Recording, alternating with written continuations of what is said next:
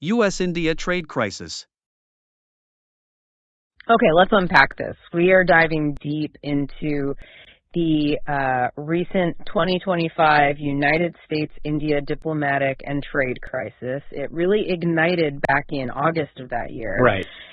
And our mission here really is to understand the situation from India's specific point of view, you know, how it challenges them, how it defines their priorities. Yeah, it's quite a situation. The U.S. imposed these sweeping tariffs on Indian exports.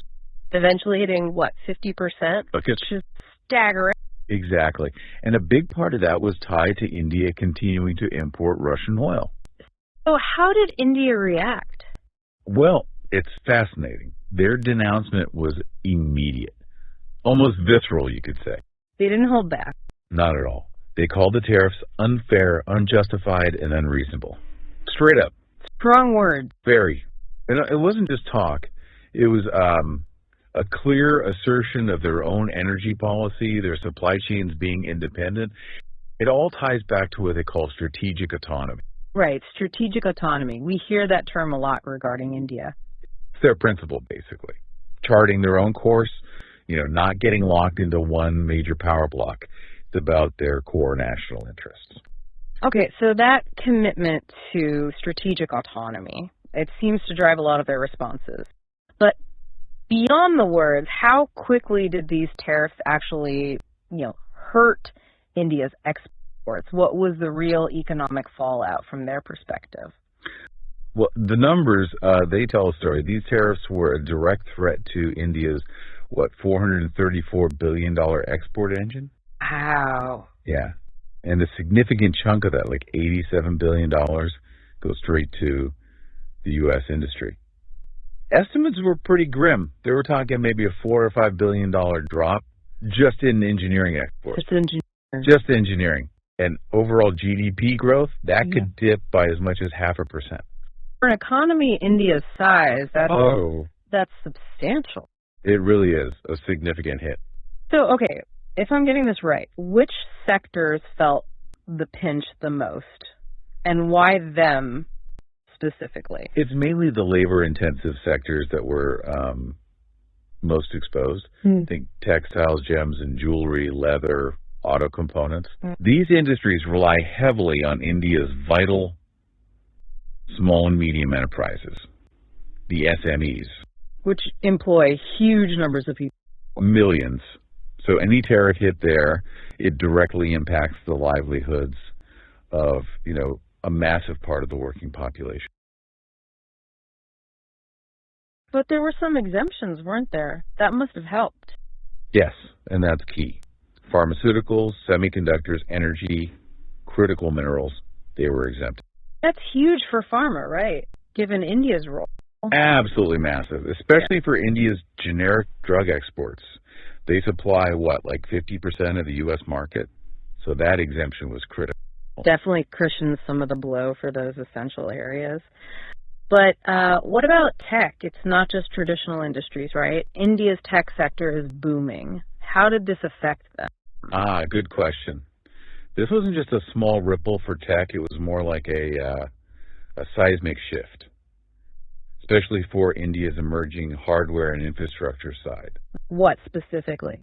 We're talking AI, data centers, IoT, even their efforts in semiconductor manufacturing, which are still kind of nascent. Increased import costs from tariffs just squeeze profit margins, right? They delay expansion plans for Indian startups. So it slows things down. Exactly. And if you connect that to the bigger picture, it kind of signals maybe a deeper shift in U.S. policy towards protectionism. And when U.S. policy hits India's tech scene like that, it's not just about lost dollars. It chips away at the trust you need for cross-border innovation. Right. It could even lead to a kind of tech decoupling, where Indian startups start looking east more for partnerships, for funding. Fundamentally reshaping things. Yeah, potentially reshaping global tech supply chains and where innovation happens. That sounds like a really serious long-term challenge. Okay, so we look at the economic pain. How is India actually pushing back? What's their response been? Well, they're definitely not just taking it. A key reason the tariffs happened in the first place was India's refusal to open up its agricultural market to tariff-free U.S. import. Ah, agriculture. Always sensitive. Extremely. For India, dismantling those protections, it would be political suicide. You've got over 45% of their population depending on agriculture. And they've had major farmer protests before. Exactly. The memory of those huge protests in 2020-21 is still incredibly fresh. So they're prioritizing domestic stability there above all else. Makes sense. And what about those reports on defense deals? Was there talk of halting U.S. procurements? Yeah, there were some reports suggesting India had paused major defense buys from the U.S., but the Indian Defense Ministry came out very quickly, very strongly, denying those claims, called them false and fabricated. They emphasized that existing acquisition processes were still on track. Interesting. So protect at home, but keep strategic ties going where needed. That seems to be the strategy, yeah. Protect crucial domestic sectors like agriculture, but maintain strategic partnerships, like in defense, where it aligns with their long-term interests, even with trade pressures. So wrapping this up for you, our listener, what does this all mean? We've seen how these tariffs are a really significant test for the U.S.-India strategic partnership. It's clearly pushing India to prioritize its own domestic resilience, to diversify, amidst these external pressures. Right. From that strong stance on protecting agriculture, a lesson learned from those farmer protests, to firmly denying any halt in defense buys. India is navigating this crisis with a laser focus on its own national interests and, that word again, strategic autonomy.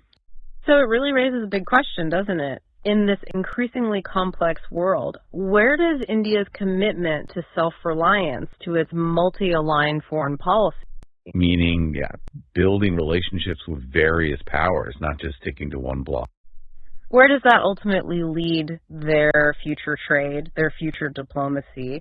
And what does it all mean for India's position as a rising global power? Something to think about.